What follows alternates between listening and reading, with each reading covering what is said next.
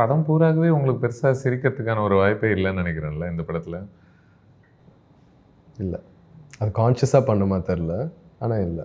I think it's also a trait of the மாதிரி ப்ரொட்டாகனிஸ்ட்னே தோணுது.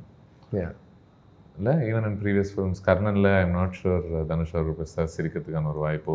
இப்போ சிரிப்புன்னா பெரிய லாஃப்டர் கூட இல்லை, ஸ்மைலுக்கே அங்கே இடம் பெருசாக இருக்குமான்னு எனக்கு தெரில. அண்ட் நீங்கள் நிறைய பிளேயர்ஸ் பார்த்தீங்கன்னா சார் ரொம்ப அமைதியாக இருப்பாங்க, குவாய்ட்டாக இருப்பாங்க, இமோஷன்ஸ் அவ்வளோ ஈஸியாக அவங்க வெளிப்படுத்த மாட்டாங்க.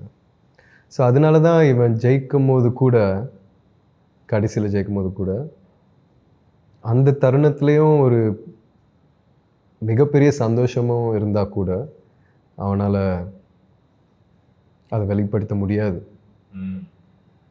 இல்லை, எங்கே போனாலும் ஏதோ ஒரு பிரச்சனை வந்துக்கிட்டே தானே இருக்கு.